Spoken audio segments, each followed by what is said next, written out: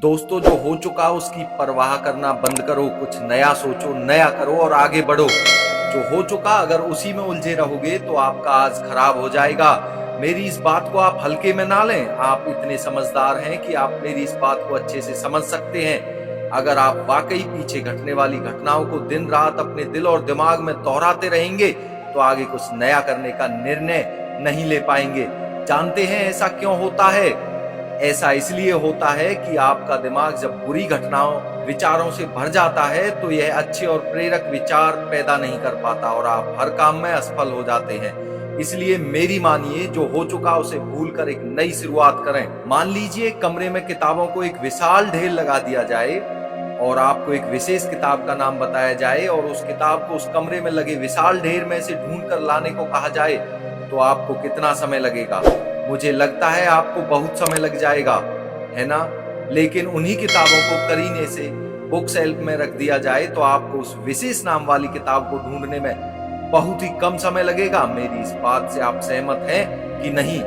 मुझे लगता है आप सहमत हैं। जिस तरह से किताबों की ढेर से कमरा भरा है, ठीक उसी तरह से हमारा दिमाग बेकार के विचारों के ढेर से भरा हुआ है।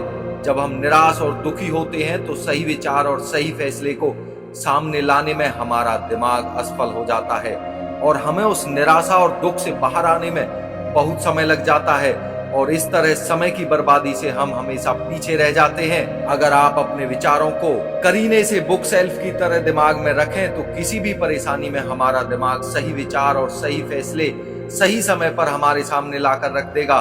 ऐसा करने का सिर्फ एक तरीका है, बस आप हर सुबह मेडिटेशन करना शुरू करो, क्योंकि मेडिटेशन में वह पावर है जो आपको अंदर से कुछ कर गुजरने की ताकत देती है, आपके दिमाग में चलने वाली उथल पुथल को शांत करती है और सही रास्ता दिखाती है और सही निर्णय लेने की क्षमता पैदा करती है।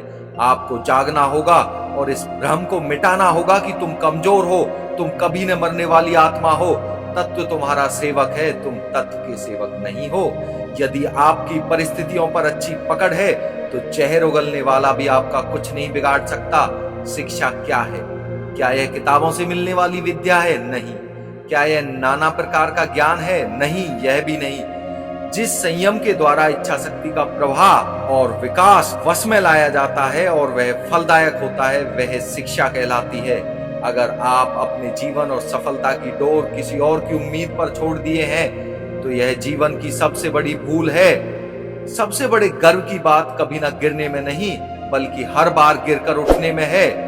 भगवान ने आपको बुद्धि और विवेक दिए हैं ताकि आप खुद पर भरोसा रखकर आगे बढ़ें और सफलता हासिल करें। अगर आप खुद पर और अपनी योग्यता पर विश्वास रखते हैं तो आज नहीं तो कल आपको सफलता जरूर मिलेगी। यदि आप अपनी सफलता की उम्मीद दूसरों से लगाकर बैठे हैं तो आप असफल होने के लिए भी तैयार रहें। मैं यह नहीं कहता कि आप किसी चीज से उम्मीद न रखें, बल्कि मैं इस बात पर जोर देता हूं कि आप किसी भी चीज से उतनी उम्मीद रखें जितनी टूटने पर भी आप मजबूती के साथ खड़े रहें और एक बार फिर नई शुरुआत कर सकें। दोस्तों, मैं आशा करता हूं कि आपने सारी बातें मन लगाकर सुनी होंगी।